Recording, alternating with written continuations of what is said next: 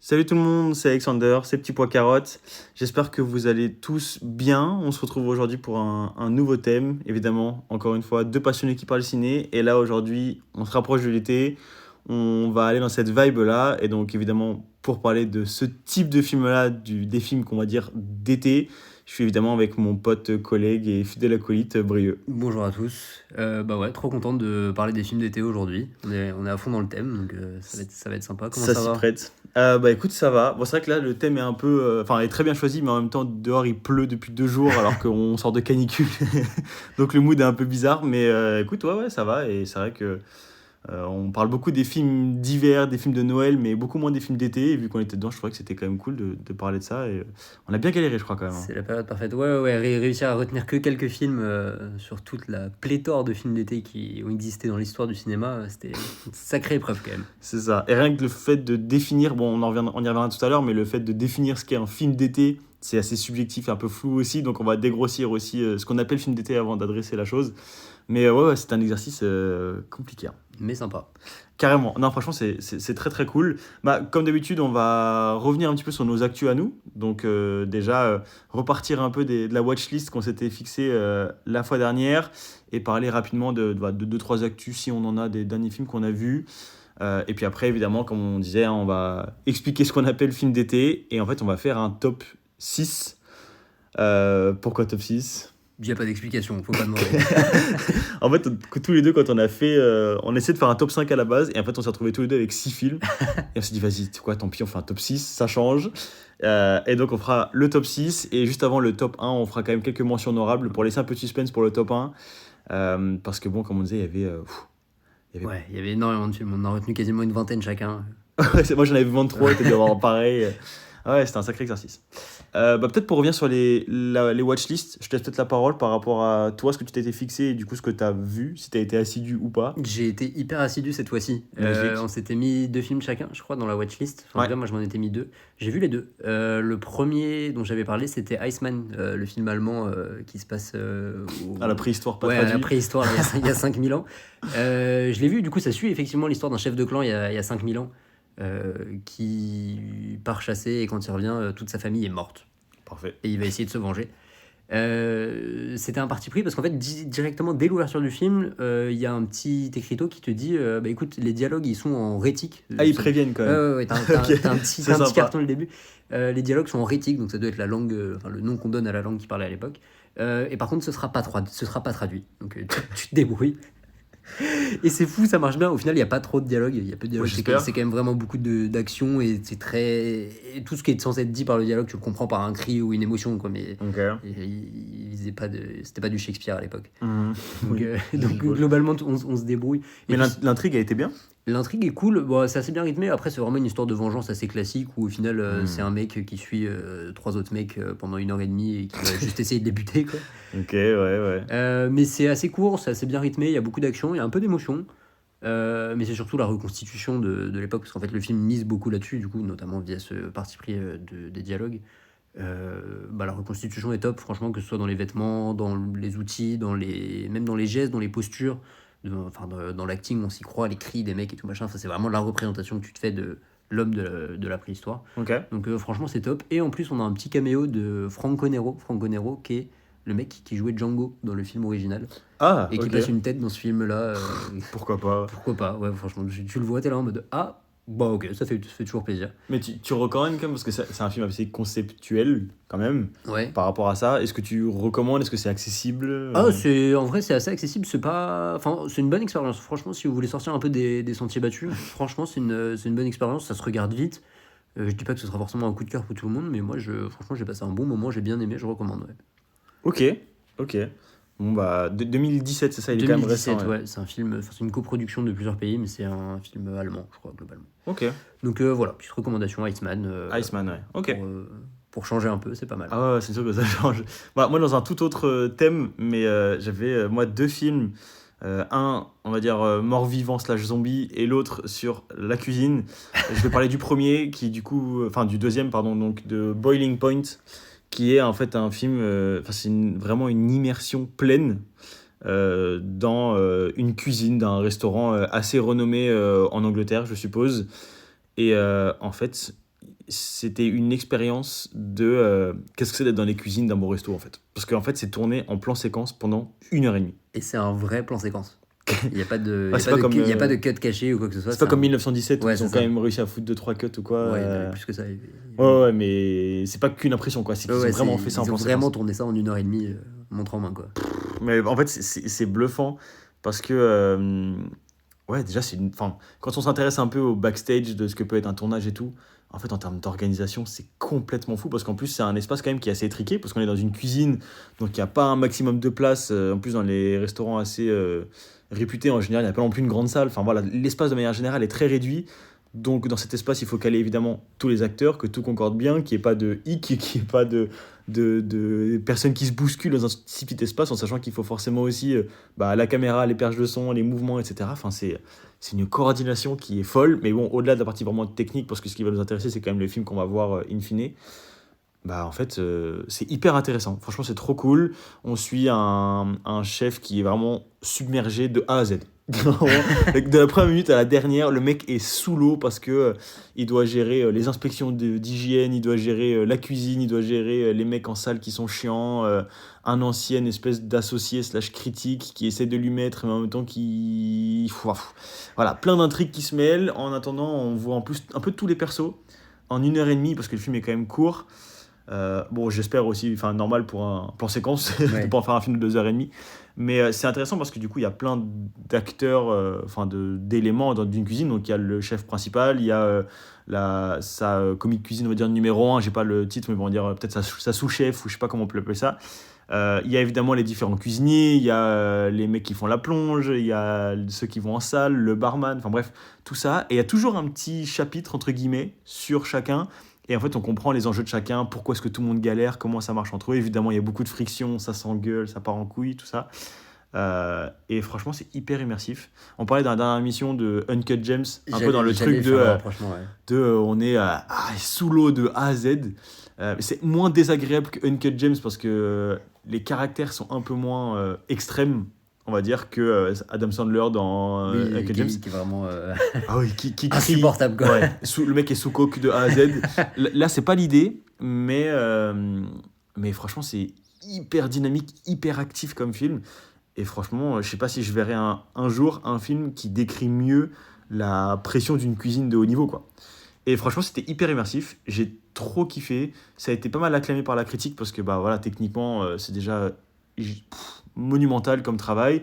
Et en plus, les acteurs sont top. Il y a eu comme quelques nominations, pas forcément aux Oscars, mais au BAFTA pour par exemple l'acteur principal, donc Stephen Graham, et même en tant que meilleur film britannique, parce que voilà, l'ensemble est vraiment top. Toi, tu l'avais vu, du coup, Je l'avais vu, tu moi l'as bien kiffé j'avais d'ailleurs. vraiment beaucoup aimé. Je crois que j'avais mis 5 étoiles d'ailleurs. Enfin, Ouais. pour moi, en termes de condensé de stress, enfin, de tout ce que ça te fait ressentir sur 1h30, et techniquement, c'est fou. Ouais. D'ailleurs, c'est la même équipe technique, réalisateur et même acteur principal que la mini-série Adolescence qui est sortie il n'y a pas si longtemps là, sur Netflix, Je savais même pas. Ok. qui avait fait du bruit.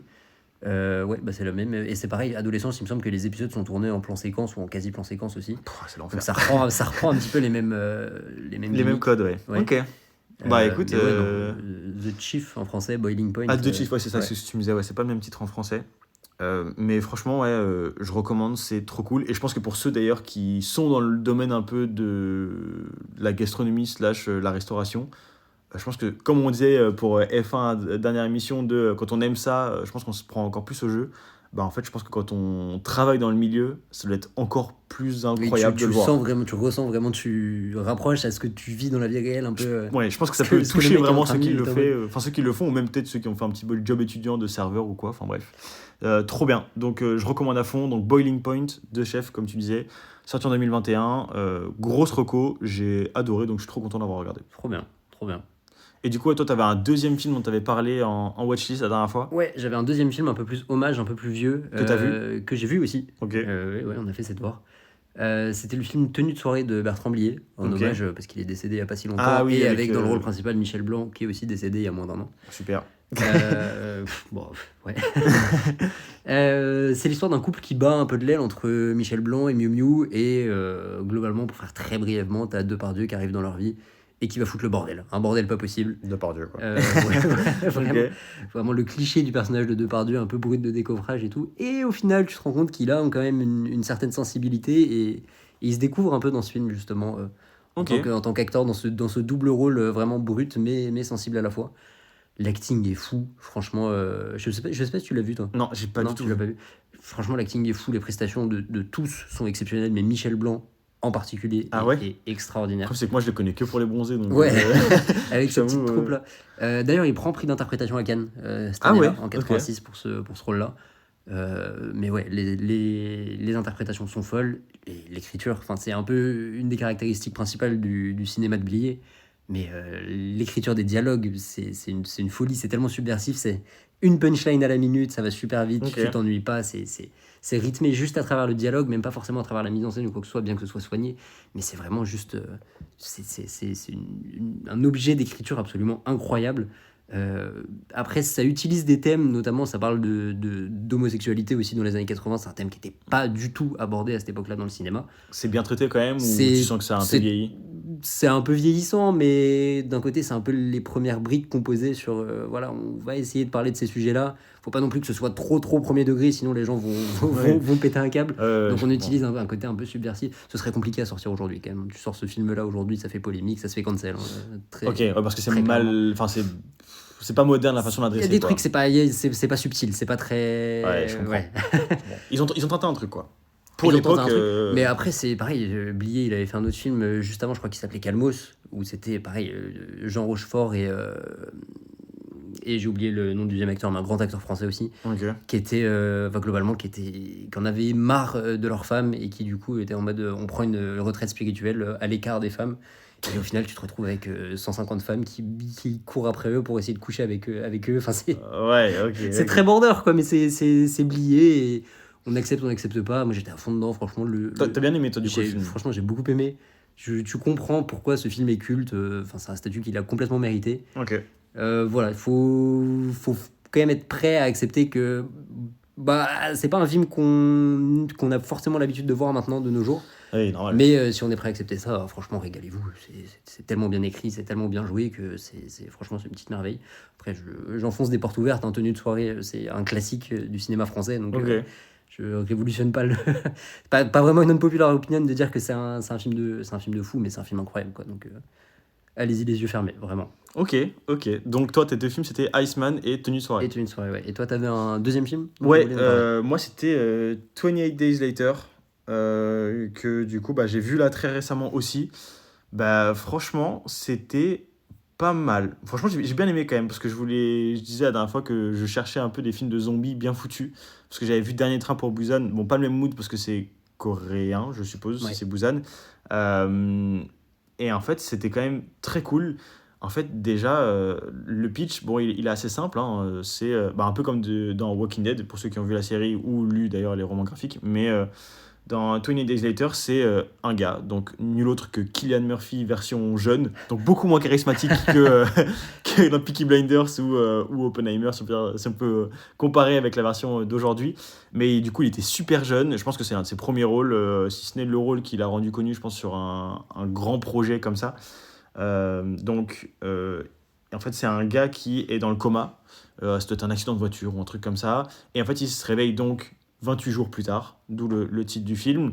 Et en fait, entre-temps, il y a eu une contamination à un virus qui a rendu tout le monde zombie, quoi, grosso modo. Avec évidemment quelques survivants. Et c'est vraiment de la survie dans un monde apocalyptique et surtout vide. C'est-à-dire que la moitié du temps, enfin, il est à Londres du coup, c'est vide, vide, vide. C'est pas comme en mode World War Z où il y a 1 million de zombies qui escaladent les murs, machin. Genre là, c'est vraiment c'est le vide complet. C'est tout l'inverse. Ouais, mais c'est vrai, mais c'est super bien foutu parce que du coup, c'est Londres, mais il y a personne et c'est super stylé à voir. Franchement, c'est assez bien imaginé parce que c'est quand même 2002, donc ça peut être un peu la période où quand ils tentent un peu des trucs, ça peut vite mal vieillir dans ces années-là sur, par exemple, je sais pas, de la CGI, sur des choix de musique, des fois un peu extrêmes, des trucs comme ça. Un peu quand on revoit par exemple le premier Transformers ou des trucs comme ça, sur le montage, sur des trucs comme ça. Et franchement, ça se regarde trop bien. Cillian Murphy, c'est un bonbon, bon, comme d'habitude. Il y a aussi d'autres acteurs type Naomi Harris. Pour ceux, par exemple, qui ont vu les James Bond version Daniel Craig, c'est, je me souviens jamais de son nom, l'assistante qui est toujours amoureuse de James Bond. Je sais plus son nom. Mais moi, je la connaissais surtout de là. Mais Pierre des Caraïbes aussi. Et de Pierre des Caraïbes, c'est qui joue Calypso. Ouais. Donc, en fait, on a tous vu un peu sa tête au moins quelque part parce qu'elle a fait 2-3 sagas cultes, comme ça, Pierre des Caraïbes ou James Bond. Brendan Gleeson aussi, que nous on aime bien pour le cinéma, notamment irlandais, des choses comme ça. Les Banshees. Exactement, les Banshees d'Inisherin, film qu'on tient à cœur, toi et moi, même dans les Harry Potter d'ailleurs, hein, c'est celui qui joue Folleuil pour ceux qui ont la référence. Mais franchement, trop cool. Et d'ailleurs, je me suis un peu renseigné sur le film parce que je me suis dit, putain, mais comment est-ce qu'ils ont fait pour tourner dans Londres? Ça doit coûter hyper cher de vider des endroits mythiques de Londres comme ça. Et en fait, ils ont juste tourné hyper tôt. Ah ouais, c'est tout. Ouais, en fait, et les mecs, ils se sont pointés à 4h du matin ou à 5h du matin, là où il fait jour, parce qu'il faut quand même pouvoir filmer, en faisant croire, je pense, dans le film qu'on est grosso modo midi, quoi. Et en fait, c'est tout. Ils filmaient dans... Mais Londres, c'est jamais vide à ce point, quand même, non? Et en fait, si. Apparemment, ils ont trouvé des moyens d'y aller à 4h du matin, tel jour. Ils ont forcément bloqué quelques routes ou quoi, non? Ils ont réussi sans demander de droits, sans payer quoi que ce soit à la mairie pour essayer d'avoir les rues vides. Donc franchement, trop cool, bien pensé, franchement.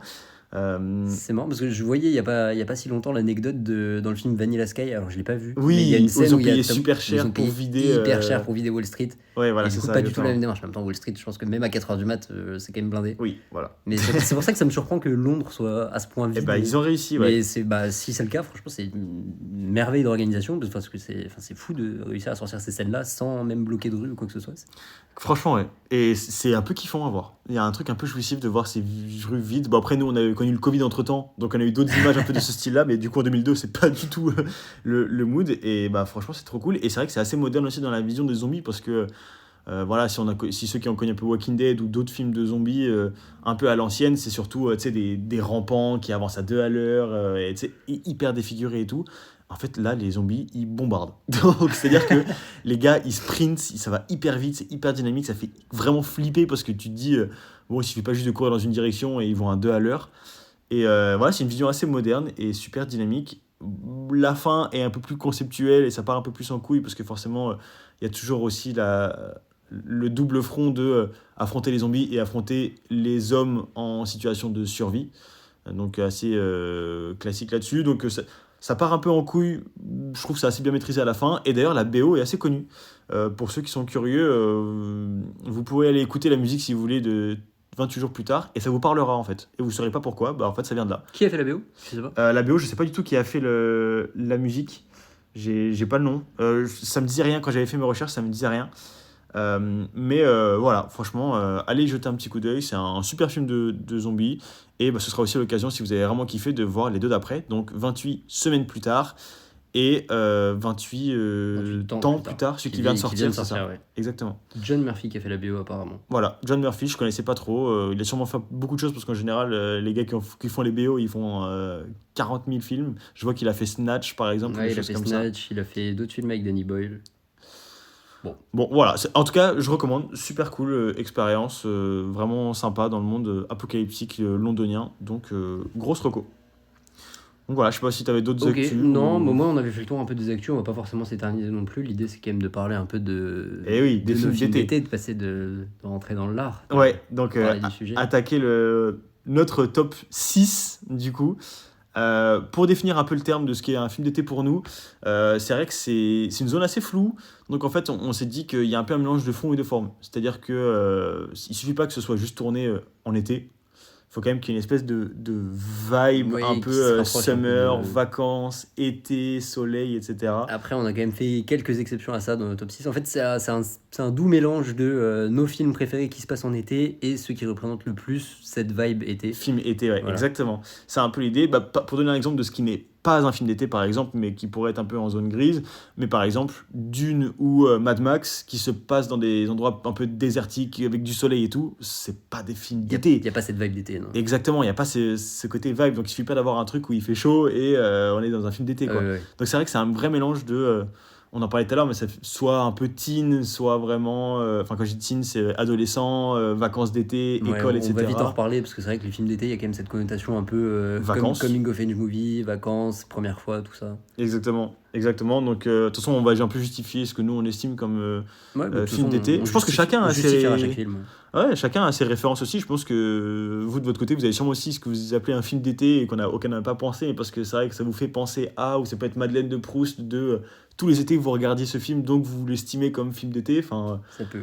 tout se regarde, mais c'est vrai que comme on disait, c'est un peu un mélange de fond, de forme, de vibe, de cadre de tournage.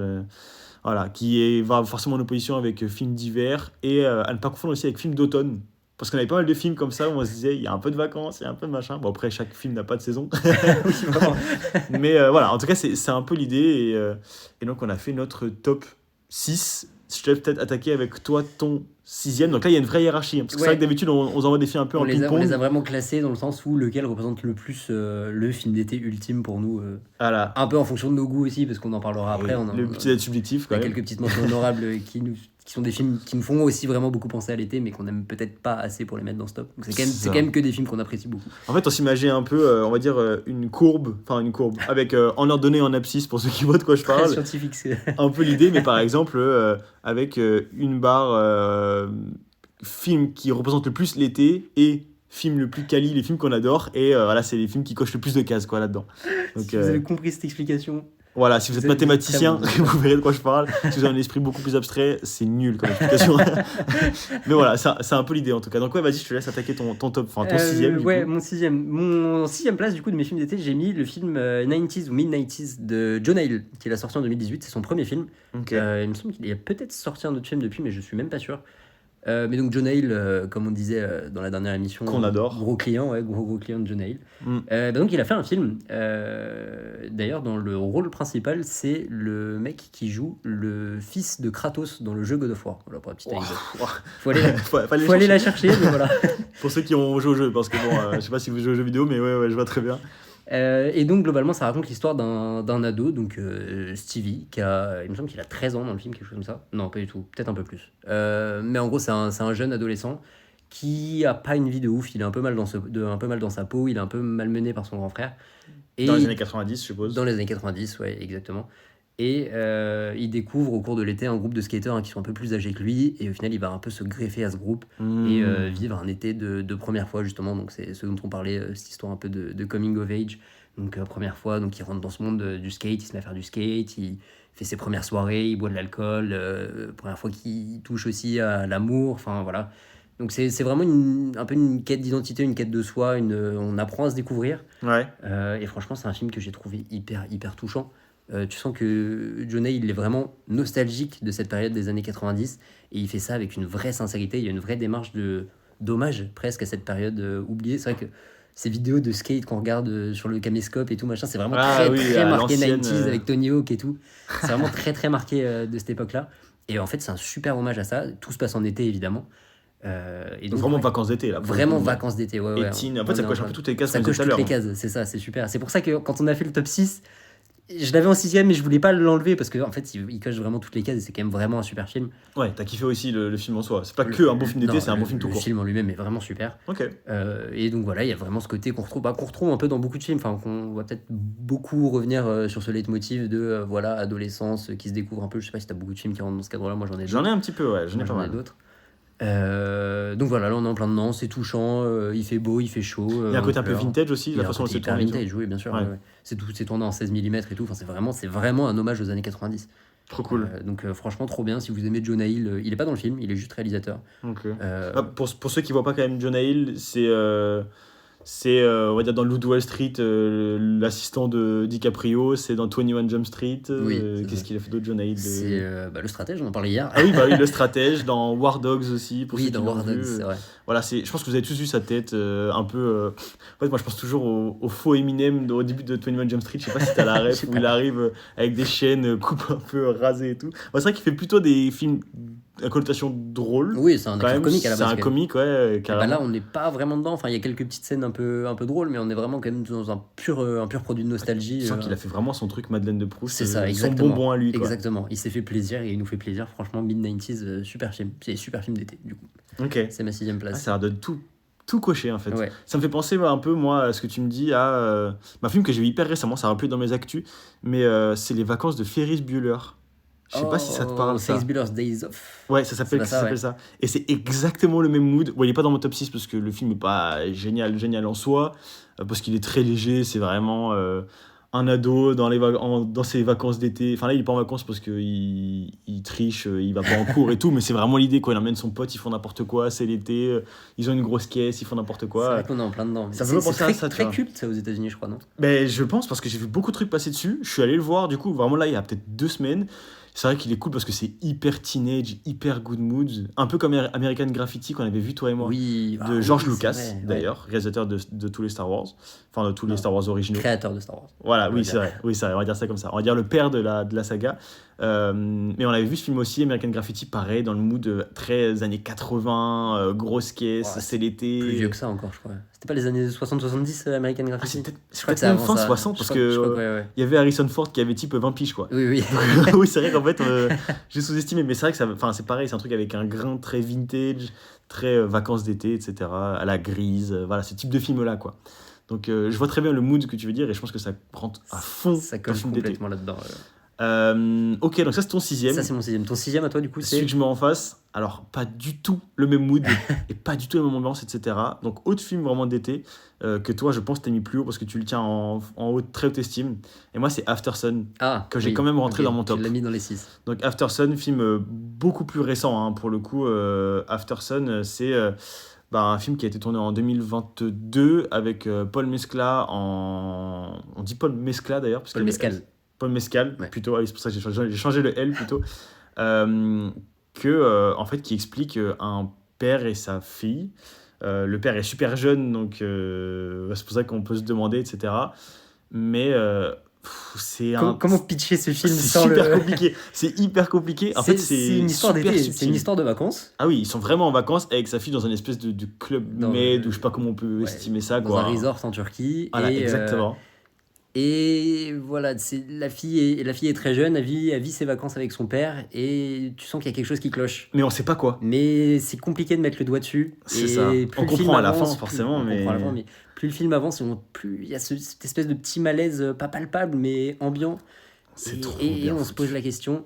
Et ouais, c'est pareil, c'est un bijou d'émotion, un bijou de nostalgie Ah ouais. aussi. Ça bouleverse, hein, franchement. Mais c'est vrai que ce côté, il y a un truc, mais tu sais pas ce que c'est Mm. pendant tout le film. Et en fait, on se surprend tout le temps à se dire, mais putain, pourquoi est-ce que je pense à ça? Pourquoi est-ce que j'imagine tel truc? Alors qu'en vrai, il se passe... C'est pas qu'il se passe rien, parce que c'est pas le terme. Le film est trop bien et il se tient, parce qu'il se tient justement avec cette espèce de mystère de... C'est un peu mignon, les deux, ça se voit qu'ils se kiffent, père et fille, ils font des petits trucs, etc. Mais il y a un truc bizarre, mais en même temps, ils s'adorent. Enfin, je t'en parlais un peu quand je l'avais vu à l'époque, je l'ai vu il y a quelques mois. Et en fait, c'est vrai que c'est le film le plus subtil, je pense, que j'ai vu de toute ma vie. Oui. Parce qu'il tient en haleine, pour aucune raison. Non, on la comprend à la fin, mais on n'arrive pas à comprendre jusqu'au dénouement final, quoi. Et franchement, ce film m'a complètement retourné. T'as des éléments petit à petit. Moi, je l'avais revu, du coup, je l'ai vu une première fois où bah, forcément la fin m'avait fracassé. Ah oui, oui, carrément. Mais quand tu le revois la deuxième fois, t'as des éléments petit à petit. Et en fait, c'est juste que c'est hyper bien mis en scène, c'est hyper subtil. C'est bien Mais construit, hein. c'est hyper bien construit. Et pareil, en le revoyant, en captant tous les éléments, tu te dis, mais c'est vraiment. D'un point de vue écriture, d'un point de vue du scénario, réussir à placer tous ces éléments-là pour. Comment on dit, imply le truc pour Oui, emmener vers Ouais, c'est cette ça, espèce de conclusion. C'est ça, pour t'emmener vers quelque chose sans forcément que ce soit dans ta face et que ce soit trop grossier. Non, en termes de subtilité, on est en plein dedans, c'est magnifique. Ouais, c'est vraiment un film merveilleux. Donc du coup, c'est vrai que dans le thème été, moi c'est pour ça que je peux pas le mettre plus haut. Je pense que c'est peut-être le meilleur film objectivement de mon top 6, peut-être, en termes de qualité pure.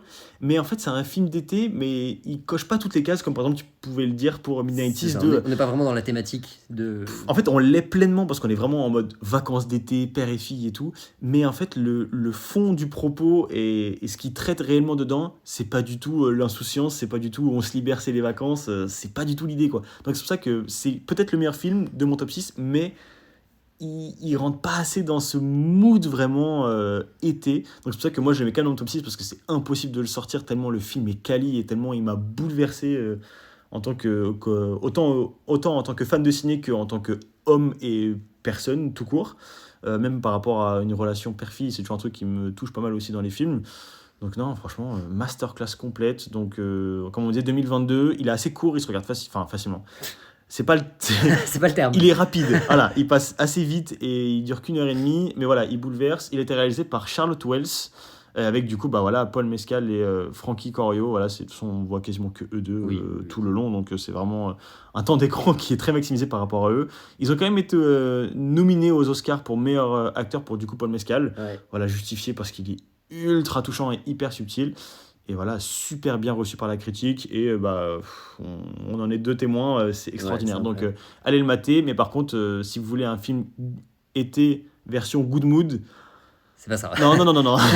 N'y allez pas. Ça va vous faire l'effet pendant une demi-heure. Et après, vous allez pas. Enfin, vous aurez pas envie d'aller vous Ce baigner sera à la pas l'effet plage escompté, ouais. direct arrière, quoi.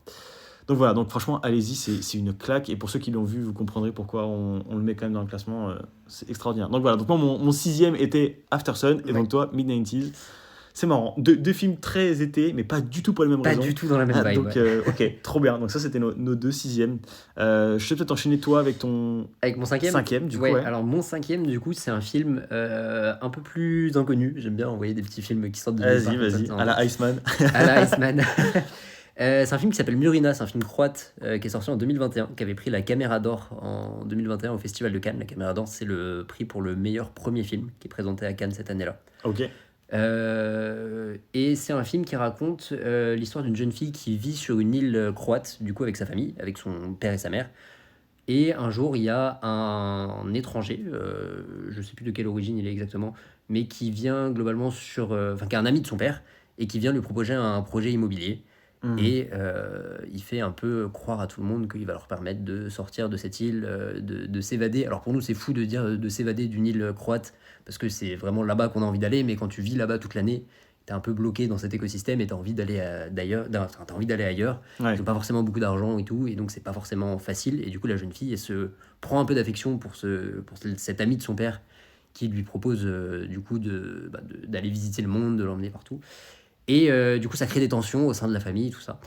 Et donc, c'est pareil, on est encore une fois dans le contexte film d'été, parce qu'on on est sur une île en Croatie en plein été, il fait hyper beau, on passe la moitié du temps sur des bateaux en maillot de bain. Enfin, c'est vraiment le contexte été parfait. Ok. C'est là où on a tous envie d'aller passer notre été. Ok. Sauf que dans le thème, encore une fois, on est plus sur des histoires de famille, des histoires d'émancipation d'une jeune fille qui a des envies d'ailleurs, de tout ça.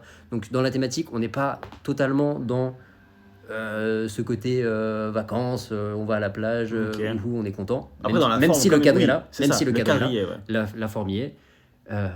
Mais voilà, on est plus sur une histoire de tension familiale. C'est hyper prenant, c'est hyper bien mis en scène. La photographie est folle. D'ailleurs, c'est une directrice de la photographie qui est française, Ok.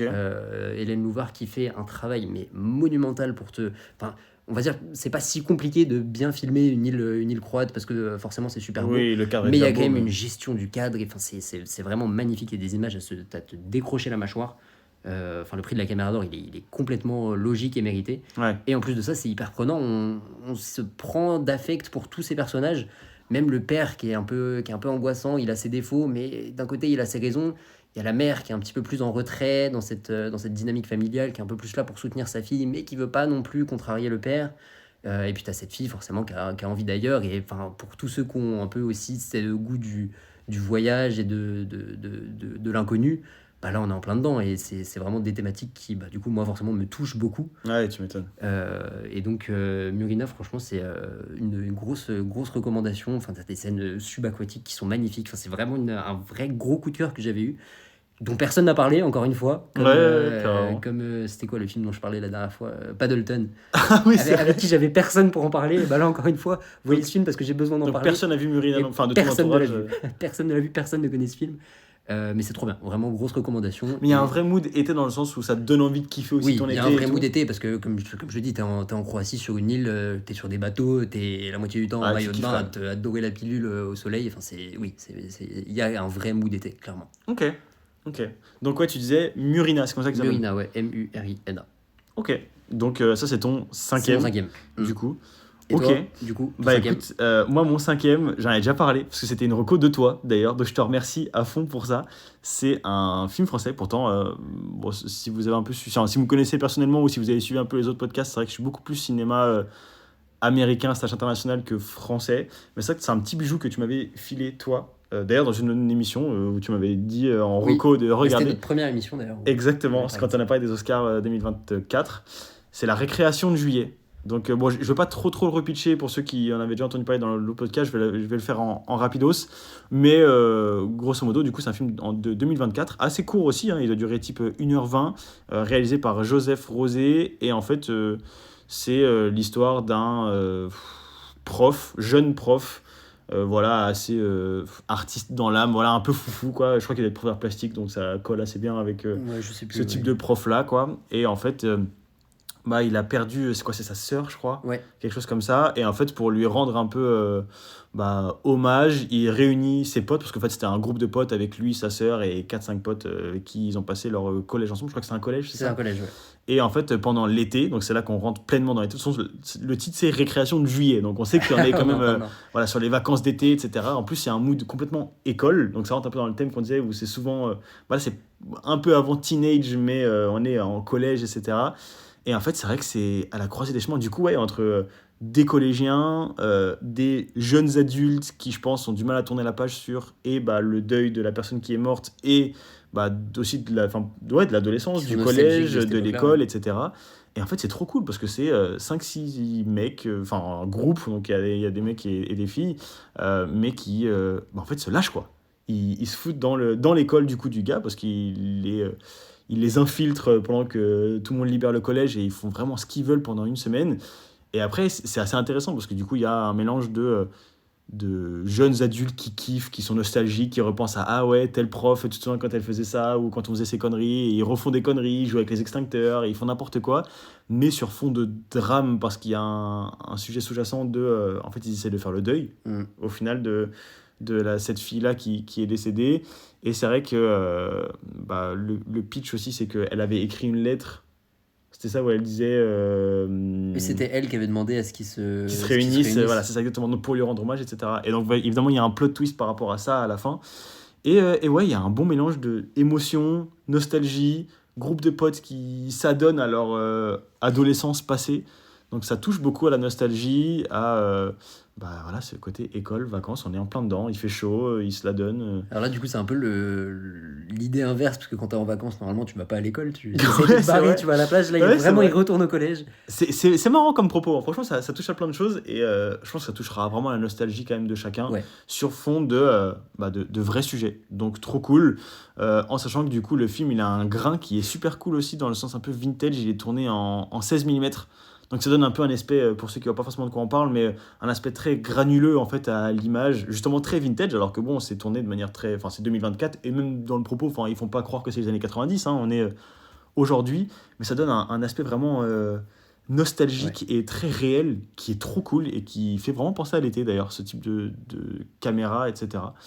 Donc non, franchement c'est trop cool, et il y a un vrai mood été. Donc voilà, moi mon cinquième c'est la récréation de juillet. Donc toi c'est Murina 5e, moi la récréation de juillet 5e, et du coup tu avais mis Mid-90s en 6e et moi Aftersun en 6e. Ouais. Donc on se rapproche doucement du top 3. On se rapproche doucement du top 3. Quatrième place, du coup, quatrième place, moi je vais pas m'attarder dessus beaucoup parce que j'ai mis Aftersun, du coup. Ok, ouais, je sais pas s'il y a grand chose à rajouter. On va pas se répéter. On a bien couvert le On sujet. en mais a donc, déjà parlé tout à l'heure. Toi, Aftersun passe en 4, quoi. Aftersun passe en 4. Moi, pareil comme toi, je pense que c'est peut-être le meilleur film de mon top, quoique il y a quand même du lourd, mais c'est peut-être le film que j'aime le plus dans mon top. Ouais. Voilà, vu que, comme ce qu'on disait, c'est pas forcément le film qui a le plus ces thématiques qui se rapproche à l'été. Ouais, c'est là qu'on a essayé de différencier C'est meilleur ça. film et meilleur film d'été, en fait. Donc, C'est ça. ouais, je comprends. Mais tu l'as mis quand même plus haut parce qu'il est quand même Je très l'ai quand cher même à plus haut ton parce cœur. que je l'aime quand même vraiment beaucoup.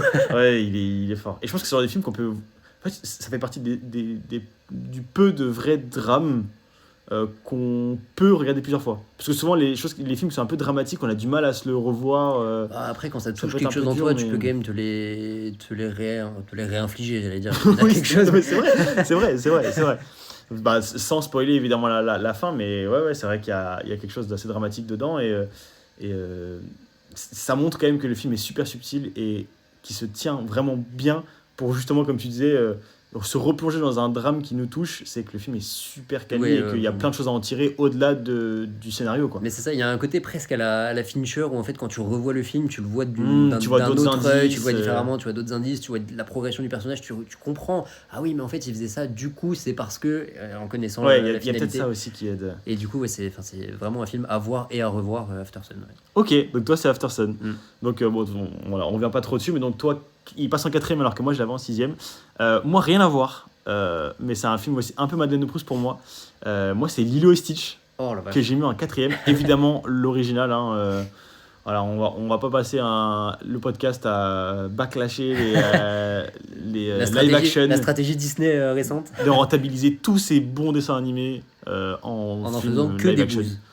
Ouais, voilà, et je pense que tout n'est pas à jeter non plus, mais en fait, juste la traîne de tout refaire et de mettre un peu un obstacle quand même à la création. Ouais, Parce que c'est la forcément, mort de l'originalité, quoi.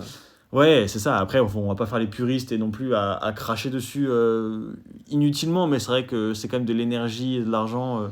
Moi, j'allais dire perdu, non, parce qu'ils y gagnent, parce que sinon on ne le ferait pas. Oui.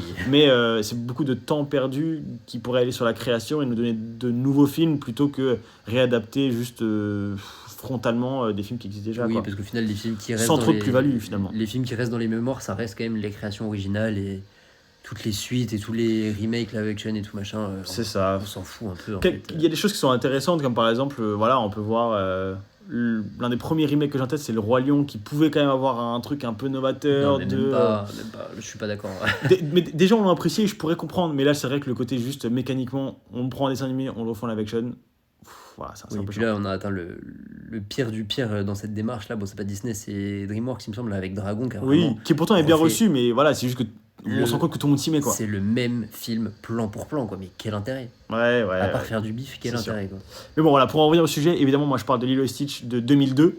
Donc, un de mes Disney, enfin, mes tout Disney préférés, vraiment, il est trop bien. Et quand on parle de film d'été, on est en plein dedans. Ah ouais. Alors, on est à Hawaï avec une petite hawaïenne, du coup, bah, Lilo. Bon, après, je pense que je vais pas forcément pitcher le film parce que Ah oui. tout le monde voit quand même de quoi on parle, surtout que vu qu'il est ressorti en live action, on a repris un peu une claque là-dessus. Mais donc, je vais pas parler forcément du pitch, mais bon, hyper simple, c'est juste une petite fille hawaïenne qui adopte un alien qui se fait passer pour un petit chien, quoi. Grosso modo, on va résumer ça comme ça. Mais franchement, le film est trop cool. L'ambiance est incroyable parce qu'on est vraiment en bas, plein été, Hawaï, surf, tout le monde en maillot de bain toute la journée. En plus, la BO, elle est trop cool parce que soit c'est un mood vraiment très Hawaï, soit c'est juste directement Elvis Presley. Tout le film. Mais ça donne c'est kiffant, quoi. Ça refout un côté vintage, ça remet un côté enfance, nostalgique, été, vacances, pleine balle. Je sais même pas s'ils sont en vacances dans le film, je suis même pas sûr, mais vu qu'on est à Hawaï, on s'y croit. En fait. Ouais, c'est ça. Et en fait, il est drôle, il est hyper émouvant parce qu'il y a encore quand même un sujet de fond très familial. Ça reste quand même une. Je sais même pas si c'est pas sa grande sœur plutôt que sa mère, je crois. D'ailleurs, je crois que c'est sa grande sœur, mais on peut la considérer comme une mère célibataire parce qu'il y a vraiment un truc de s'occuper de sa fille alors que soi-même on est jeune, on n'a pas de figure paternelle, ou même du coup, là, dans ce cas-là, de figure même maternelle réelle. Donc il y a un vrai sujet de fond de essayer d'éduquer sa petite sœur slash fille. Et évidemment, après, ce fond un peu de comique de t'as quand même un alien dans l'histoire qui fait un peu n'importe quoi et tout. Mais franchement, c'est super mimes. Il y a une vraie morale aussi sur la partie familiale. Le fameux Ohana, on a tous retenu un peu ce terme-là. D'ailleurs, qui a marqué beaucoup de gens. Apparemment, j'avais vu que ça avait eu un vrai impact aussi sur ce terme Ohana, qui est un vrai terme hawaïen. Et ça a eu un vrai impact culturel sur notre génération, je pense, et puis la génération qui a connu ce film. D'ailleurs, petit fun fact, parce que voilà, je note quelques petits fun facts maintenant, mais en fait, le film, il a été peint à l'aquarelle de A à Z, ce qui donne vraiment Ah ce ouais. côté très aqueux, si on peut dire ça comme ça. Quand je dis aqueux, c'est pas avec une queue, hein, c'est aqueux qui amène vraiment, enfin, qui nous fait penser à de l'eau, c'est très bleu ciel, très kiffant, et ça n'a pas été fait depuis Dumbo en 41 de la part de Disney. Donc c'est un vrai parti pris de leur part aussi pour rendre le truc très vacances d'été, très Hawaï, parce que Hawaï, il y a plus d'eau que de terre, quoi. Donc, c'est un film d'animation qui est peint. Exactement. Ok, incroyable. Je parle des décors, évidemment, parce qu'on est quand même sur un truc assez 3D, etc. Ouais. Enfin, l'animation est très cool, mais les décors sont peints à l'aquarelle, ouais. Donc très cool, et on le comprend pourquoi c'est aussi estival. Et petit fun fact un peu moins marrant, mais la scène finale de base, bon, du coup je spoil pas, mais il y a une scène finale, à la base c'était un détournement d'avion commercial, super trash dit comme ça maintenant qu'on en a connu 9/11, hein, le 11 septembre 2001, mais du coup à la base ils avaient fait ça, et vu qu'il est sorti en 2002, bah, entre temps il y a eu l'attentat, et donc ils ont dû retravailler la scène de fin parce que... ouais, Ça passait plus. Non, c'était beaucoup trop récent en plus dans les têtes. Enfin, c'était pas possible. Donc, ils ont modifié la scène de fin. Voilà, donc petite anecdote là-dessus. Et ils ont dû réadapter, surtout que c'est quand même un film good mood. C'est pas trop le Tu thème de parler ruines sur tout le mood à la fin comme ça. Ah ouais, carrément. Donc voilà, juste petite anecdote, mais trop cool. Bon, je pense que beaucoup de gens l'ont vu quand même dans ceux qui nous écoutent, surtout si vous faites partie de notre entourage, de notre génération, Notre génération, tout le monde très aime. née en 2000 ou un peu avant. Voilà, on a un peu grandi avec. Moi, j'avais la cassette quand j'étais petit. Mais c'était un des premiers DVD que j'ai eu aussi. Et il a quand même été très bien acclamé par la critique. Bon, il n'a pas eu l'Oscar parce qu'il il y avait le voyage de Chihiro qui sortait la même année. Donc, c'était pas la bonne année pour prendre l'Oscar dans l'animation. Mais voilà, trop cool, émouvant, drôle, vrai mood d'été. Moi, il est 4ème et il fallait que ce soit dans mon top 6 sans hésiter, quoi. C'est obligatoire. Ouais. Exactement. Ça se comprend. Donc, on a fait nos 4, 5, 6. Ouais. On va rentrer dans notre podium. Podium. On va peut-être lancer on va dire notre 3 en même temps. Et après, on va Et expliquer après, pourquoi il est les développe. 3ème. Ok, ça marche. Quel est ton 3 ? Moi, mon 3ème, c'est un vieux film pour le coup, un film de 1964, qui est peut-être un peu moins dans le thème été, mais que je vais justifier, Que tu vas y a pas de souci, justifier. parce que j'avais trop besoin d'en parler. Qui s'appelle Qui s'appelle Soy Kuba. C'est un film un peu révolutionnaire anti-américain. Je sens qu'on n'a pas. C'est pas du tout le même mood. Parce que moi, mon film que j'ai mis en 3, et je le mets vraiment en film d'été. D'ailleurs, je saurais même pas dire pourquoi, mais j'y pensé direct. C'est une comédie qui s'appelle Crazy Stupid Love C'est super. de 2011. C'est une de mes comédies préférées américaines all time. Franchement, si c'est pas ma préférée d'ailleurs. Parce que Steve Carell et Ryan Gosling. On va en parler. J'attaque avec le mien d'abord, du coup. Vas-y si tu veux. Donc ouais, réalisé par Glenn Ficarra et John Reca, que je connais pas trop. Après, je connais pas trop le monde de la comédie américaine. Enfin, je me suis pas trop penché. Comédie moderne, hein, je parle parce que c'est 2011. Mais voilà, l'acting, moi, j'adore parce que c'est Steve Carell. Donc Steve Carell, pour ceux qui n'ont pas forcément de qui en parlent, c'est juste le Michael dans The Office. Oui. Donc on connaît tous sa tête rien que par rapport à ça. Donc Tous les mèmes qu'il y a par rapport à lui. Et tout. Ouais, il a un potentiel comique qui est illimité. Le mec est hilarant de base. Juste, il lève un sourcil, il dit un truc, c'est hilarant. Donc Steve Carell, c'est trop drôle. Ryan Gosling et Emma Stone, toujours le duo qu'on adore. Bon, voilà, La La Land est cher à notre cœur, mais ils ont fait plein de films ensemble. Ils ont fait 3, 4, je sais plus. Bah, moi, j'ai Gangster Squad Et que j'ai vu Gangster Squad aussi. Je récemment. crois que c'est les 3 qu'ils ont fait ensemble. Je sais pas s'il y en a un autre depuis. Il y a peut-être même un autre. Je Je sais sais pas. plus. En tout cas, voilà, c'est un duo un peu iconique des années 2010, 2000/2010. Mais en fait, c'est hilarant parce que le thème, c'est Steve Carell, c'est voilà, un peu crise de la quarantaine, qui est divorcé. Il a, entre guillemets, un peu une vie de merde parce qu'il essaie absolument de trouver quelqu'un, très mauvais dragueur, etc. Qui rencontre Ryan Gosling. Bon, bah, Ryan Gosling, beau gosse, jeune, il est très fort en séduction, de toute façon pareil, on parlait de potentiel comique illimité de Steve Carell, le potentiel séducteur de Ryan Gosling est même tout aussi illimité. Il est séducteur et son timing comique, enfin les deux. Oui, mais c'est vrai qu'il est hilarant aussi, ce mec est super drôle. Ryan Gosling. Donc en fait il rencontre Ryan Gosling et ça devient un peu son espèce de coach en séduction quoi, globalement. Et évidemment il y a Emma Stone qui rentre dans la danse. Je vais peut-être pas trop spoiler le plot twist parce que voilà, c'est très drôle, mais... Voilà, grosso modo, il y a cette espèce de triangle d'acteurs. En tout cas, je ne vais pas dire si c'est un triangle amoureux ou pas, parce que les gens vont un peu... On va pas spoiler, mais juste, c'est hyper drôle. Il y a des comiques de situation qui sont hilarants. Moi, je trouve que c'est ce qui se fait de mieux dans les comédies modernes US, avec des acteurs qui sont ouf. Et en fait, il y a une vibe été, parce que c'est vraiment... On est quand même là-dedans, soleil, drague, boîte de nuit, machin. Donc, ça a un vrai truc summer vibe là-dessus. Et le mood, juste, il est hyper... good mood. C'est-à-dire que tu peux pas regarder le film et ne pas sourire, ne pas rire, ne pas en sortir plus heureux que tu l'étais avant de regarder le film. Et c'est vrai que moi je mets vraiment dans la case summer vibe parce que ça se passe quand même en été, on est quand même dans le côté un peu fiesta, été, etc.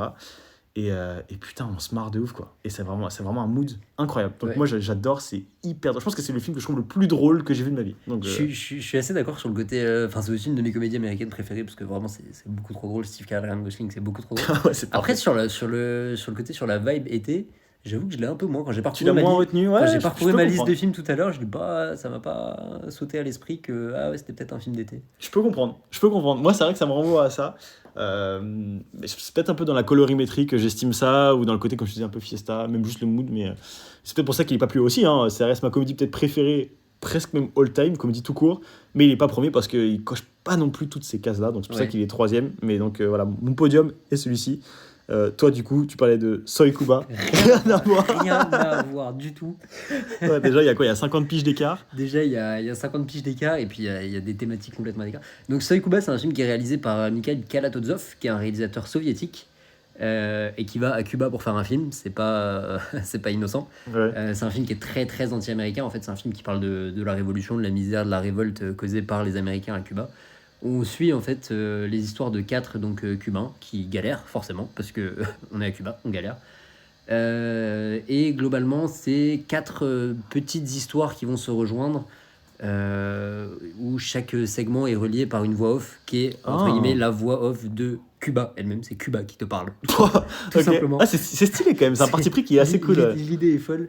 Et forcément, c'est un film d'été parce qu'on est à Cuba, il fait chaud. Enfin, t'es là, t'es dans les plantations de canne à sucre et tout, machin. T'es torse nu, tu transpires. Avec Cuba, ça marche bien quand même pour les films d'été. Hein. Voilà, Parce c'est qu'il y a ça. un truc, encore une fois, soleil, plage, grosse. Il y a toujours un truc avec les voitures quand même, je trouve, dans les films un peu d'été. Tu sais, Alors là, ouais. je sais pas s'il y a un peu de ça après avec Cuba, donc Il y a un j'imagine moment le où truc. t'es à la Havane, où t'es un peu dans les beaux quartiers et tout quand même. Les mais décapotables, les trucs. En fait, je pense que c'est un peu ça. Je pense que c'est le côté décapotable qui rend vachement bien dans les mais films. oui, Cuba, enfin, tu te mets à Cuba, tu penses à l'été Ça pue automatiquement. l'été. Donc Ouais, voilà, ça ça pue pue l'été. l'été. C'est comme ça que je le justifie en tout cas. Ouais, de ouf. Mais au-delà de ça, c'est pas le côté été que tu retiens du film, c'est vraiment le côté révolutionnaire. Peut-être qu'un jour on fera une émission sur les films les plus révolutionnaires, Ah, les plus engagés. les plus engagés, je Ouais. sais pas. Ça peut se faire, ça pourrait mais me tenter. c'est touchy. Ça pourrait me tenter. Il y a grave de quoi dire. C'est touchy, mais Pourquoi pas. Soy Kuba, on est vraiment en plein dedans. Si Ah vous bah êtes, oui. Déjà, il est tourné en 64 à Oui. Cuba. Pour ceux qui ont un peu révisé leur cours d'histoire et la guerre froide, on est C'est chaud. on est dedans. Ouais, on est C'est en chaud. plein dedans. Mais donc voilà, pour le morceau d'histoire que c'est, pour le morceau politique, le morceau révolutionnaire que c'est, si vous êtes anti-américain, vous allez vous régaler. Ah bah de toute façon, Cuba dans les années 60, oui, tu m'étonnes. Et techniquement, c'est aussi un film qui est extraordinaire parce qu'on est dans les années 60, on n'est pas non plus. On n'est pas à un âge très avancé du cinéma au niveau technologique. Et Mhm. t'as des plans séquences extraordinaires. Je me souviens d'un moment où t'as un immeuble donc, qui est tout en hauteur et t'as la caméra qui part du haut et qui descend tout en bas. Ah, trop stylé. Mais c'est On cool. est Mais dans comment les ils ont fait? Ça doit être avec une grue, je suppose, ou Ouais. j'en sais rien, mais c'est. Oui, parce que maintenant, on le ferait avec un drone, typiquement, ça, on se Ouais, ferait pas ouais, chier. ouais, Quoi, mais maintenant, faire ça dans les années 60, tu t'en rends compte clairement, ça te marque la rétine pendant que tu vois le film, tu fais wow, mais il y a un décalage entre la date du film et vraiment ce que je suis en train de regarder, c'est bluffant. Et bon, Kalatozov, c'est pas non plus n'importe qui, c'est le gars qui avait réalisé le film Quand passent les cigognes, qui avait pris la Palme d'Or à Cannes quelques années avant, si Ok. je dis pas de bêtises. Donc voilà, c'est pas un no one qui sort de nulle part et qui t'envoie une masterclass, hein, mais c'est. Franchement, pour l'image que c'est, enfin d'un point de vue technique, pour ce que ça raconte, pour le morceau d'histoire que c'est, Soy Kuba, bah ouais, c'est pour moi un incontournable qui est malheureusement un peu méconnu, Mhm. mais qui est pas si compliqué, je pense, à trouver en ligne. Et qui est quand même accessible, n'importe qui peut le mater et qui N'importe fait qui quand même peut- ce qui se oui, passe. oui, oui, clairement, clairement. Non, Soy Kuba, c'est génial. Et Franchement. vraie vibe été. Vrai- Au-delà de Cuba, il y a quand même une vibe vraiment été. Bah, c'est plus la vibe, ouais, il fait chaud, quoi. Ouais, je comprends. Non, mais oui, mais en plus, il y a quand même Cuba, ça Mais connaît t'es à en Cuba. plein dedans. Ouais. Ok, ouais, donc note première marche du podium, enfin troisième marche du podium plutôt. Crazy Stupid Love pour moi et Soy Cuba pour toi. D'ailleurs, on parlait tout à l'heure des duos Emma Stone, Ryan Gosling. C'est le premier qu'ils ont fait ensemble avant du coup d'enchaîner sur Gangster Squad et La La Land, et il y en a bien que 3. Donc, Ok, d'accord, t'as regardé, c'est ok. bien vu, c'est exactement ça. Ok, donc on va rentrer sur notre deuxième. Vas-y, dis-moi le tien, je vais dire le mien, que ça vous verrez les deux qu'on a mis en face et puis on va les expliquer un peu. Moi, mon deuxième, c'est un film qui se passe sur un laps de temps beaucoup plus court. C'est un film de 95. C'est le premier film de la trilogie Before, donc Before Sunrise. Ok, ouais. Donc vraiment film d'amour. Du Oui, coup. Moi, oui, j'ai pas oui. vu, mais c'est dans ma watchlist très Tu fort. l'as pas vu, ok, d'accord. Et moi, celui que j'ai mis en deuxième, c'est Thelma et Louise. Oh oui. Thelma et plein dedans. Louise, on en parlait aussi. Enfin, on l'a vu ensemble On l'a vu d'ailleurs. ensemble, en On plus, l'a vu ouais. ensemble, on allait le voir au ciné. Encore une fois, pas du tout à l'époque. Très récemment, il y a peut-être 6 mois, quelque chose comme ça. Ouais. Donc, bonne claque. Je te laisse peut-être parler de Before Sunrise. Ouais, Before Sunrise, du coup, c'est un film donc avec Ethan Hawke et Julie Delpy, donc qui sont tout jeunes, c'était il y a 30 ans. Ouais. Et ça raconte l'histoire de globalement 2 personnes qui se retrouvent seules un soir. Non, qui se rencontrent dans le train. Ils se rencontrent dans le train et ils décident de. Donc Ethan Hawke aborde cette femme et ils décident de passer la soirée ensemble à Vienne, sachant qu'elle doit repartir le lendemain. Donc Ah, on voilà, est c'est un sur, truc très éphémère. voilà, on est sur un truc très éphémère et en fait c'est une histoire d'amour vraiment qui se passe sur 12 heures, quoi, sur une soirée, sur une nuit. Mais Ok. on est en plein été, on est à Vienne, il fait beau, il fait chaud, c'est l'amour. Enfin c'est... Si vous avez pas vu la trilogie Before, franchement voyez-la parce qu'elle est super. Moi c'est mon film préféré de la Ça a trilogie. l'air bouleversant parce que j'ai vu plein de trucs passer dessus. Moi, c'est dans ma watchlist fort. Je pense que c'est d'ailleurs le prochain que je vais voir, la film, quasiment. Mais ça a l'air d'avoir Bah, chamboulé beaucoup de gens, en ouais, fait. parce que ça dénote un petit peu de ces histoires d'amour qui se construisent sur longtemps et au final tu te vois rester toute la vie avec Hmm. la personne et ils vécurent heureux et au beaucoup d'enfants. Là, on n'est pas là-dedans. On est vraiment sur une histoire d'amour très éphémère de quelques heures et on sait très bien que bah voilà, quand le soleil se lève, before sunrise, quand le soleil se lève, sunrise, elle s'en Hmm. va, c'est fini. Il doit faire mal. Je Donc sens qu'il fait mal. c'est là que c'est très fort, c'est là que c'est très touchant. Ouais. Mais non, c'est un classique. De toute façon, Richard Linklater, le réalisateur, je crois qu'il a fait vraiment que des bangers. Il a fait cette trilogie-là, il a fait Boyhood, que j'ai pas vu, mais Ah. qui est un film construit sur plusieurs années, qui a été Ouais, tourné ok. sur plusieurs années aussi. Il a fait un film qui était pas vraiment dans la même vibe avec, comment il s'appelle, Glenn Powell, qui est sorti l'année dernière, Hitman, qui était assez marrant. Franchement, Hitman. Hitman, ouais. Ok, parce que la dernière fois, on a parlé de Ip Non, Man. Hitman, rien à voir. Hitman. Et rien à voir Ok. non plus avec le mec avec le crâne chauve, là. Ah oui, avec l'assassin, là. Ouais, Non, ouais, rien à ouais. voir. Mais qui était sympa aussi, qui est sorti l'année dernière, ou l'année Ok. d'avant, je sais plus. Mais oui, Richard Linklater, c'est que des classiques. Et Before Sunrise, c'est un peu le classique originel dans ce genre d'histoire d'amour, où vraiment, t'es dans des beaux paysages, enfin, dans des beaux paysages, t'es dans une belle ville, t'as le soleil qui se couche, et ils sont amoureux, et c'est mignon, et on est à fond dedans. Donc, Et du coup, il y a une trilogie, donc ça, c'est Before Sunrise. Et ouais. après, ceux d'après, c'est. Après, on a Before Sunset, qui est sorti en 2004, et on a Before Midnight, qui est sorti en 2013. Ok. Pour moi, le meilleur, ça reste quand même Before Sunrise. Mais les J'aime trois se tiennent bien. j'aime un peu moins Sunset. Je saurais pas forcément C'est quoi, c'est le comment deuxième, du l'expliquer. coup? C'est le deuxième qui se Ouais. passe à Paris. Je saurais pas vraiment comment l'expliquer. Je l'aime un peu moins, mais Mais ça enfin, se mais faut ça se voir les tient trois, quand quoi. même. Tu vois le Et premier, tu vois les trois. oui, oui. Enfin, celui qui est incontournable vraiment, c'est celui-là, parce que je pense que c'est Before Sunrise. objectivement Ouais. le meilleur. Ok. Après, oui, tu vois les trois, tu passes un bon moment devant les trois, y a pas de souci. Et vrai film d'été, quoi. Et vrai film d'été, bah, on est en plein été. C'est une nuit d'été où t'as les sentiments un peu exacerbés, tout ça. Bah. Ok. Il y a une vraie vibe été. Il y a une Et vraie franchement, vibe moi, été. moi j'y ai pensé. Hein, Pour à tous ce ceux qui ont film. connu peut-être des petites amourettes d'été et tout, bah là, on Ah. n'est pas, on n'est pas à la plage, mais on est là-dedans, quoi. On est Ouais, sur quelque amourette chose d'été, de très temporaire, où bah voilà, tu Et sais très que localisé en été, du c'est coup. ça, Enfin, est vraiment très que d'une localisé soirée en d'été. été. Tu sais que ça a un début, une fin, et qu'à la fin tu vas être triste. Bah voilà. J'ai un film parfait pour vous, c'est ça.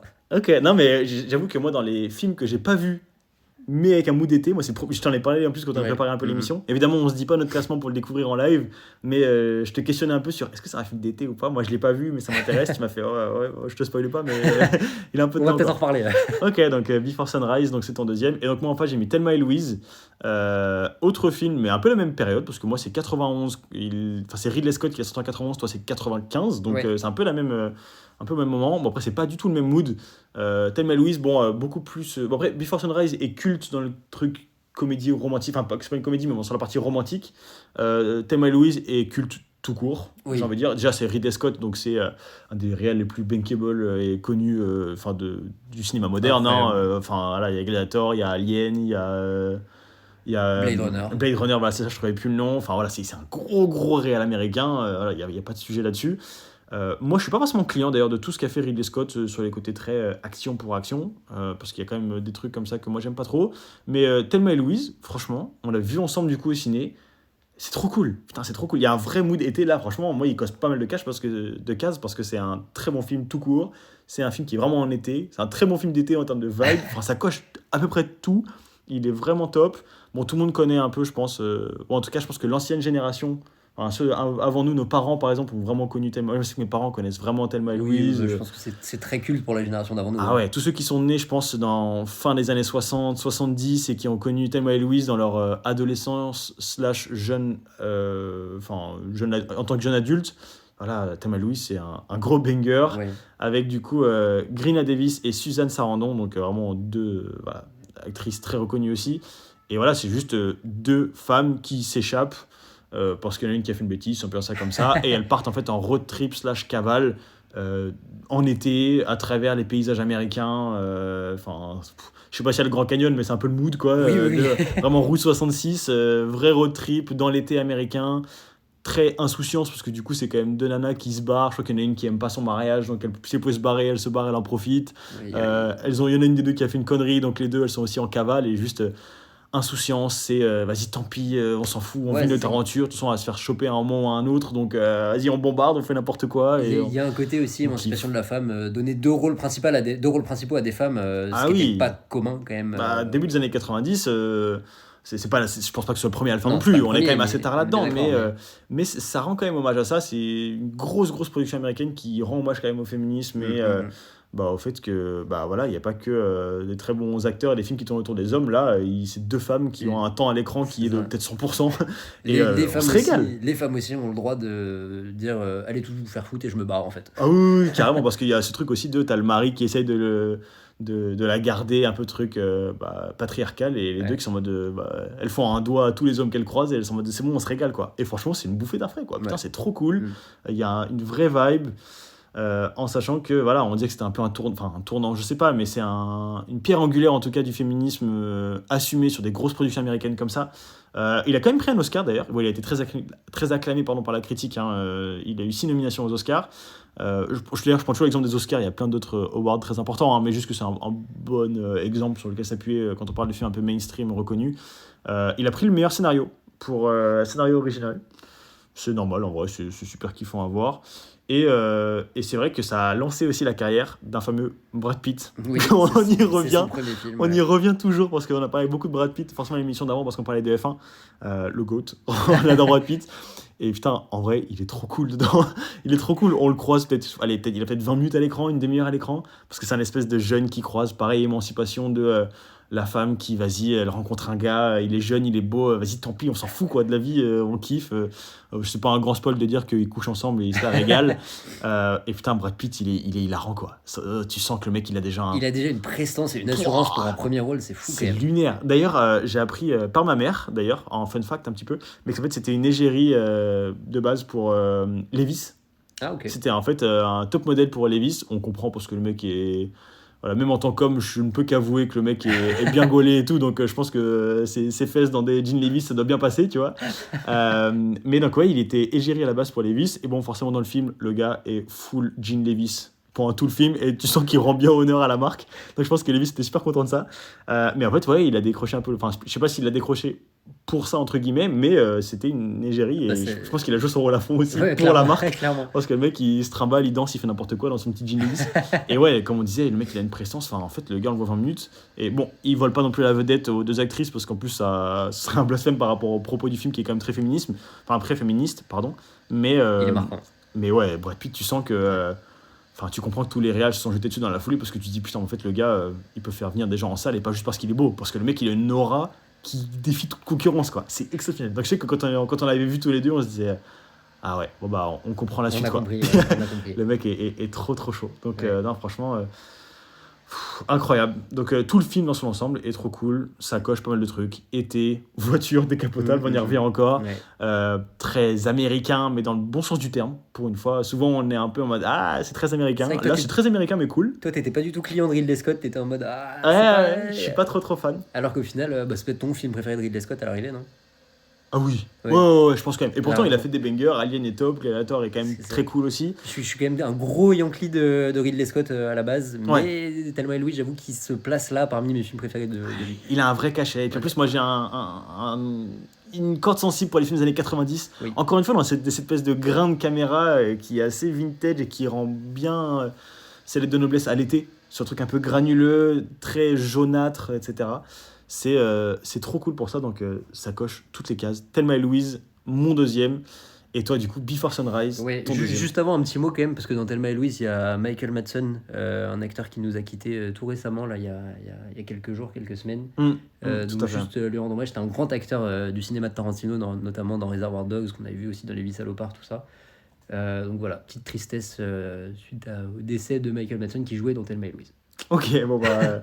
Moi, je sais que tu m'en as parlé, je connaissais pas trop l'acteur. Sa tête me disait quelque chose parce que bah, il est dans la moitié des Tarantino. Ouais, c'est ça. Notamment Reservoir Dogs, je pense que c'est là que les gens l'ont en tête. En tout cas, moi j'avais l'image de lui en costard dans Reservoir Dogs. mais- C'est son rôle le plus marquant, je pense. Ouais. Ouais. Bah, peut-être avant d'attaquer le top 1, on va juste faire en Fire Bullets vite fait les mentions honorables Quelques petites mentions pour pas honorables, spoiler ouais. notre premier. Bon, on en a nommé quelques-uns un peu malgré nous, là, quand on faisait un peu des comparaisons, etc. Moi, là, comme ça, je vais faire feu sur 3-4 comme ça que j'avais mis dedans, où j'ai réfléchi un petit peu.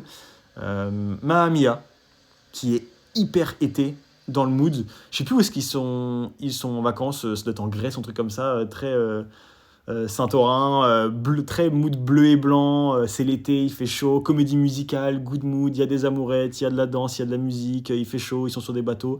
Donc Mamma Mia, et puis voilà, de mes origines suédoises, je suis obligé d'un peu de rendre hommage à Mamma Mia aussi, parce que forcément, c'est une ode à ABBA, peut-être le groupe, enfin je pense le groupe le plus culte suédois Oui, ever, bah, de et loin, très oui. été aussi, parce Oui, qu'il y a oui. un vrai vibe été. Donc Mamma Mia cochait toutes les cases. Moi j'ai pas mis dans mon top 6 parce que bon, voilà, il grattait, mais il y est pas rentré. Mais vraiment sur Europe, Mamma Mia, je peux nommer Point Break aussi. On en parlait dans l'émission d'avant sur le truc très été, beaux gosses qui font du surf, ça se regarde bien, bon mood. Voilà, après, c'est des films plus légers auxquels j'ai pas, qui ont jamais gratté le top, mais qui sont très été aussi. Forcément, Les Bronzés. Pas Les Bronzés font du ski, parce que du coup, c'est Du coup, c'est l'inverse. l'inverse. Mais dans Les Bronzés, voilà, c'est une comédie très drôle qui se passe vraiment en été. Enfin, c'est très vacances d'été.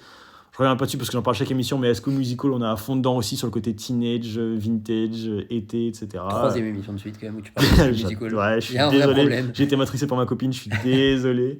Et voilà, après, des trucs plus légers, type American Pie, type Ferris Bueller, quand on en parlait Oui, tout à t'en l'heure. parlais tout à l'heure. Voilà, c'est mes quelques mentions honorables, mais le seul qui a vraiment gratté le top 6, ça reste Mamma Mia. Ok. Ok. Et du coup, et toi, t'avais peut-être quelques mentions honorables Ouais, ou j'en avais pas? quelques-unes aussi. J'ai 2 films de l'année dernière, bah, dont un dont tu as parlé, La Récréation de juillet, qui en Ouais, vrai fait partie de mes films préférés. il Donc coche plein de celui-là, choses, ouais, carrément. j'ai celui-là et Leurs enfants après eux, mais dont on a aussi longuement parlé dans une émission auparavant, donc je suis pas revenu dessus. Je les ai volontairement pas mis dans le top pour pas faire doublon. Ouais, Moi, le premier film d'été aussi qui me vient vraiment en tête, c'est qui est pas rentré dans ton top. qui est pas rentré dans mon top, Ouais, mais c'est Make to My Love, Kanto Uno de Abdelaziz Kechiche, qui est sorti en 2017. ok. Où là, on est vraiment en plein dedans. On est sur la Côte d'Azur avec un groupe de jeunes qui se découvrent, où c'est un peu tout le monde amoureux, tout le monde couche ensemble. Enfin, c'est vraiment le film d'été de base. Il fait beau, on est sur la plage et on est amoureux, quoi. Donc très insouciance en été, Très quoi. insouciant, très. Bah après, c'est du Kechiche, donc c'est très cru aussi. C'est très. Ouais. Je connais pas trop Keshish, moi, pour le coup.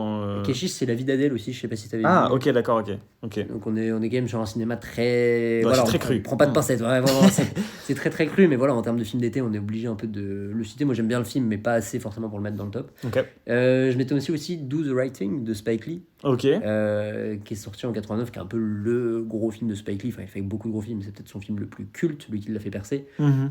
Do the Right Thing, tout simplement parce que ça se passe à New York pendant pleine canicule, et donc c'est un peu ces violences entre communautés sous fond de on crève de chaud en fait. Et vraiment, Ok, pendant tout le film, tout le monde dégouline de mais peut-être pas sueur. trop mood été, du coup. Ah, si, quand même. Mood chaleur. Si, mood chaleur, mood. Oula, il nous faut une glace parce que vraiment, on est en train de mourir de chaud. Enfin, Ok.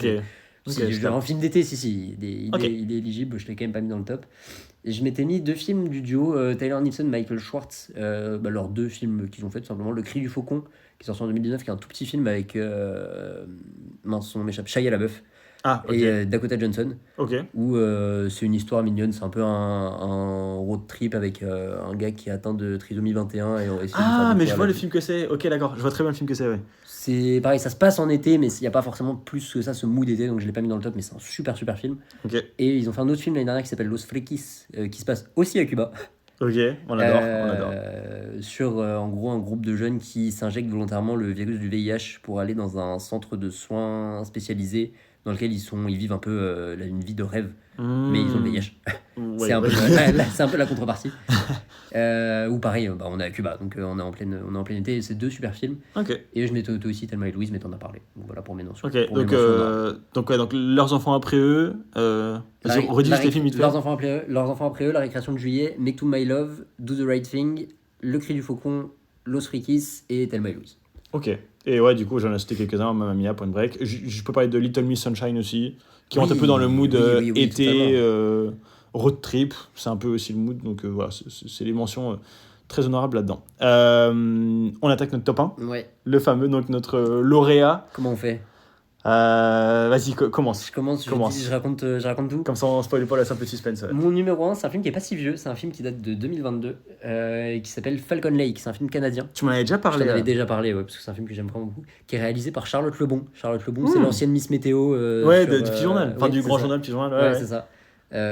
Qui est d'abord devenue une actrice et puis qui est ensuite passée derrière la caméra et qui a réalisé un film qui s'appelle Falcon Lake et Trop qui cool. est un bijou absolu. C'est l'histoire de deux ados globalement qui se rencontrent au cours d'un été en famille. Enfin, voilà, c'est des familles qui se rejoignent un peu et donc ils se connaissent pas. Et ils se rencontrent et le contexte c'est qu'ils sont dans une cabane au bord d'un lac au Québec. Falcon Lake. Voilà, Falcon Lake. Donc on est Ouais. vraiment dans ces forêts, canadiennes, québécoises avec un grand lac au milieu. Et donc ça se passe forcément pendant les vacances d'été, donc on a ce mood d'été, on a encore une fois ce mood la jeunesse, coming of age qui se découvre et tout. Mm. Et au-delà de ça, il y a un côté très mystérieux, très... En fait, il y a des histoires, il y a des légendes qui se racontent autour de cela, qui se seraient passé des choses dans ce lac. Et donc il y a quand même cette couche en plus un peu Mystère. de mystère, Mm. de fantômes, il y a quelque chose en plus encore dans ce film enfin, il y a le mysticisme du lieu, ça te prend, enfin vraiment ça te prend au trip, t'es investi dans l'histoire, il s'est passé des choses mais tu comprends pas, mais il y a ces rumeurs, mais et au final t'as donc ces histoires de ces deux personnages qui apprennent un peu la vie, comme voilà, à l'été ils se rencontrent, c'est forcément ça se séduit un petit peu, ça voilà, c'est l'âge. Et à côté de ça, ce mystère sur le lac en lui-même. Et il y a un foreshadowing, enfin une fin qui est pour moi l'une des plus belles fins vraiment du cinéma. Ah, incroyable. Enfin, je ne l'avais pas du tout vu venir. Et waouh, ça m'a bouleversé, ça m'a retourné. Et en fait, tout prend sens, tous les éléments, tout ce qu'on te raconte dans le film, tout prend sens à la fin. Et c'est un des plus grands plot twists, j'ai envie de dire. À ce moment-là. Ouais, non, Ok. vraiment. Ça m'a Ah ouais. bouleversé. Et donc, Falcon Lake, énorme recommandation. Et je pense que si on fait le mix, comme si on reprend ta courbe incompréhensible, Ah ouais, de très bons films et films d'été. de très bons films et films d'été, là on est vraiment c'est le point le plus en haut à droite entre les ordonnées et les abscisses. Ouais, je vois Ça ce n'a que tu veux aucun dire. Mais C'est un très bon film d'été c'est- et un très bon film tout court. c'est Donc, ça, du coup, c'est ça. Et donc grosse recommandation si vous avez aimé regarder Le Grand Journal il y a 15 ans, et cette meuf là a fait un super film. Ok, c'est trop cool. Et les acteurs dedans, c'est On les connaît pas. Enfin, Ok, moi, ouais, je les c'est- connaissais pas. Je me suis même pas noté les noms, j'avoue. Ok. Faute professionnelle, mais c'est des jeunes globalement et c'est des acteurs canadiens. Ouais, donc c'est pas un repère pour les gens de se dire il y a tel acteur ou tel acteur. Pas du tout, pas du tout. Il y a Sarah Monpetit, Joseph Engel. Ah, Monia Chokri, si Monia Chokri, on la connaît un peu. Ok. Mais voilà, j'ai pas de. Ok. Ouais, franchement, tu m'en avais déjà parlé et ça doit être un 5 étoiles, je pense, chez toi. Oui, je pense que j'ai mis 5 étoiles et si j'ai pas mis 5 étoiles, je vais modifier ça tout de suite en fait. Parce Parce que ça agrime. Ok. Ok, donc Falcon Lake, ton lauréat. Mon lauréat de meilleur film d'été. Ouais. Trop cool. Ok, donc Falcon Lake pour toi. Pour moi, du coup, mon film all-time, on va dire, film d'été, c'est Into the Wild. Oh, Parce que j'ai réfléchi, ok. je me disais, est-ce que c'est un film d'été? Est-ce que c'est un film d'automne? Pour avoir revu quelques images et tout, on est quand même pleinement film d'été. Et franchement, ça se battait beaucoup avec Thelma et Louise. Hein, parce que je pense que Into the Wild, je préfère le film à Thelma et Louise dans l'absolu. Thelma et Louise coche plus de cases dans le terme film d'été. Donc les deux vraiment se valent dans ce contexte-là, en tout cas, de meilleur film d'été. Mais j'ai mis Into the Wild, donc réalisé en 2007 par Sean Penn, d'ailleurs. Je suis pas trop fan de tout ce qu'a fait Sean Penn, mais même si voilà, c'est un excellent acteur et excellent réal, hein, il n'y a pas de sujet là-dessus, mais voilà, moi c'est souvent un peu moins ma corde sensible. Mais franchement, le film est trop cool et contemplatif à souhait, Ouais. sur en plus des thèmes qui me touchent. Voilà, je pense que ça revient à chaque émission, mais de la découverte de soi, comprendre qui on est, vivre la vie pleinement parce qu'on en a qu'une, etc. C'est un peu niais toujours comme morale, mais quand c'est bien fait, ça touche en plein cœur, franchement. Et donc le film sorti en 2007 avec comme acteur principal Emile Hirsch. En vrai, c'est quand même l'acteur principal qu'on voit à l'écran tout le temps. En fait, c'est un gars jeune diplômé, enfin on ne peut plus ordinaire, si on peut dire ça comme ça, un gars qui était destiné à avoir fini ses études pour après aller bosser en ville, entre guillemets comme tout le monde, enfin très métro boulot dodo, quoi, si on peut dire ça comme ça. Et en fait, il pète un câble. Il pète un câble et il se dit, non mais en fait, j'ai envie de reconnecter avec moi-même, avec la nature, redécouvrir entre guillemets, la vraie vie, enfin les origines, et en fait, le gars se barre en Alaska tout seul, sans rien. Je pense que beaucoup de gens ont envie de faire ça. Oui, je pense que c'est un peu le là que ça rêve. touche, parce que le mec a fait ce que tout le monde a envie de faire en fait. C'est ça, c'est laisser tomber toute la société, c'est un peu cliché de dire ça, mais la société très de consommation d'aujourd'hui, de vivre en ville, en appart, bosser, etc. Et ouais, il envoie tout en l'air et il part avec son petit sac en Alaska et profiter de la nature, quoi. Et franchement, j'ai adoré ce film et il est hyper subtil aussi, ce qui m'étonnait du coup de Sean Penn. Quand j'ai vu que c'était Sean Penn qui l'avait réalisé, ça me faisait un peu bizarre parce que souvent c'est un mec beaucoup plus brut, un peu type à la Mel Gibson, ou voilà, ce type de gars dans l'idée, tant dans Très la réalisation, américain, quoi, vraiment très américain, eh on est en oui. plein dedans. que ce soit dans l'acting ou dans la réalisation. Et ouais, c'est hyper doux, c'est hyper touchant, ça touche un vrai truc de se découvrir soi-même, s'émanciper. Et franchement, c'est une vraie claque. Pour ceux qui l'ont vu, je pense que tout le monde a adoré. Il peut être long si on aime un peu, si on n'aime pas trop les films contemplatifs, parce que c'est quand même un gars qui est tout seul dans la nature, une Ouais. partie du film évidemment. Après, il se passe des trucs, mais je dirais pas que c'est un film vraiment contemplatif. Oui. Après, ça fait longtemps que je l'ai pas revu, mais. En fait, je pense que le cadre fait que c'est contemplatif, parce qu'on est en Alaska, le mec est tout seul dans la nature, c'est très pur, c'est très doux.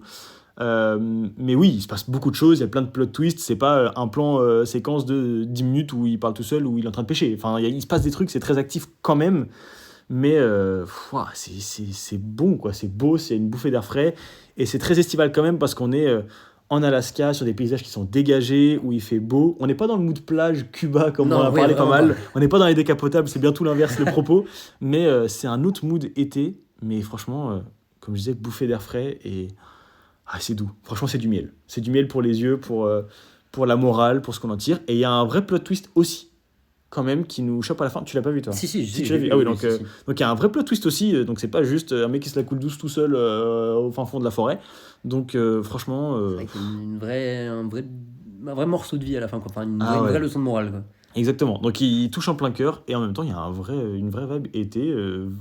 C'est pas vraiment vacances parce que c'est pas le terme, mais c'est paysage. Voilà. Donc c'est très cool. Il a été nominé quand même pour meilleur montage et meilleur acteur dans un second rôle. D'ailleurs, donc pas pour l'acteur principal, ce qui est assez étonnant parce qu'il envoie quand même une vraie perf. Mais il n'a pas forcément eu d'Oscar. Je pense que c'est pas trop le type de film qui est vraiment oscarisable non plus. Mais voilà, c'est vraiment très très cool. Et d'ailleurs, c'est un livre à la base de John Krakauer. Désolé si je le dis mal. Et en fait, Sean Penn a mis près de 10 ans à obtenir les droits. Donc je pense qu'il devait avoir vraiment sa vision et il a charbonné pour avoir les droits. Très envie de raconter cette histoire. Ouais, je pense qu'il a dû avoir un coup de cœur aussi et ça se sent parce qu'il a mis une passion folle dans la réal. Donc le mec a pris quand même 10 ans pour essayer d'obtenir les droits qu'il a forcément eu parce qu'il a fait son film. Et d'ailleurs, les scènes ont été tournées pour certaines dans les lieux exacts où la personne a vécu parce que c'est une histoire vraie. C'est tiré d'une histoire vraie. C'est un vrai gars qui a tout envoyé balader. Et donc il a fait quelque chose de très fidèle. Il a trouvé les lieux exacts en Alaska. Donc c'est super cool. D'ailleurs, bon, on spoile pas, mais à la fin, il y a un élément de décor qui reste parce qu'il y a un espèce de bus en fait où le gars vit une partie, un bus au fin fond de la forêt.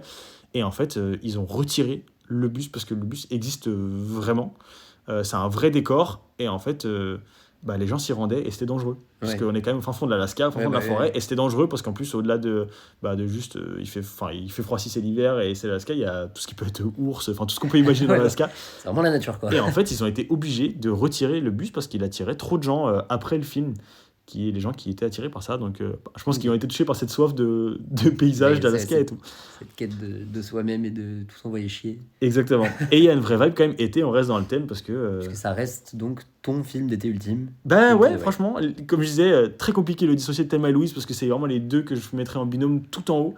Mais voilà, donc c'est mon top 6. Donc juste pour recap vite fait le top 6 pour que chacun ait la bonne image. Donc moi, mon podium, c'est Into the Wild premier, Thelma et Louise en 2 et Crazy Stupid Love en 3. Et après, j'ai Lilo et Stitch en 4, La Récréation de Juillet en 5 et After Sun en 6. Ouais. Et moi, du coup, j'ai Falcon Lake en premier, Before Sunrise en 2, Seuil Kuba en 3, After Sun en 4, Murina en 5 et Midnighties en 6. Trop cool. Bah franchement, l'exercice était trop bien et ça me donne envie de de kiffer l'été en Ça vrai, de donne parler envie de tous plein ces films. ouais. Ça fait remonter plein d'émotions pour ceux qui ont vu tous ces films. Bon, déjà, bravo, si c'est le cas. Donc, vous voyez de quoi on parle et je pense que ça donne aussi envie de kiffer l'été. Je pense qu'il y a quand même des films dont on a parlé que tout le monde n'a pas forcément vu. Déjà, des films chez toi que j'ai pas vu ou même l'inverse. Bah ouais, inversement. Donc, foncez, franchement, c'est le moment pour les mater. On est en plein juillet. Peut-être, du coup, pour finir, parler de nos petits devoirs, nos DM pour la prochaine émission. Voilà notre petite watchlist, les 2 films qu'on vous recommande et qu'on nous recommande à nous-mêmes Ouais. et dont on essaiera de reparler la prochaine fois si on a bien fait nos devoirs. Si on a bien fait nos devoirs. Bah, comme cette fois, on a été assidus. On était assidus, on a vu les 2 films qu'on s'était fixés, donc on va essayer de faire pareil pour la prochaine. Donc, quelle est toi ta watchlist ? Sur ma watchlist, je me suis gardé un film qui rentre un peu dans le thème, mais qu'on a vu ni toi ni moi. Parce que c'est vrai que quand on faisait des recherches, c'est quand même un des premiers films qui ressortait. Y tu m'amas también de Alfonso Cuarón, parce que moi je suis quand même un Gros fan de Cuarón. Pour ceux qui connaissent pas Cuarón, moi je connais d'Harry Potter 3. Oui, Harry Potter 3, mais surtout Roma, Gravity, Les Fils de l'Homme. C'est vrai qu'il a fait Gravity, j'avais complètement oublié ça. C'est masterclass sur masterclass. Et donc Y tu m'amas también, qui est un de ses... Alors c'est pas son premier film, mais c'est un de ses premiers films, c'est tout début des années 2000, ça doit être 2001 ou 2002, si je dis pas de bêtises. Ouais. Donc apparemment un gros film d'été aussi, donc avec Gael Garcia Bernal et Diego Luna. Ça se passe où ? Cuba ? Ça doit se passer au Mexique, je suppose. Ok. Fan du Mexique que tu es. Et donc une hérésie que j'ai pas encore vu ce film, donc je vais évidemment essayer de mater tout le temps bien. Et au cinéma, je vais garder un autre film qui est en ce moment en salle, un Dupieux, L'accident de piano qui est en salle. À essayer de voir, parce que Dupieux, on adore, le mec fait 4 films par an, on est toujours là pour tous les voir. Dupieux, on va pas citer toute sa filmo, mais il a fait quelques trucs sympas quand même. Ouais, globalement récemment c'était Yannick, le deuxième acte. Sympa, Yannick, il avait fait Réalité, il avait fait Le Dain, enfin voilà. C'est toujours des films assez courts, mais toujours assez décalés, assez marrants. C'est des petits bonbons, voilà, tu passes 1h10 en salle, c'est rigolo, il y a Derek Zarkopoulos, on va essayer d'aller voir ça.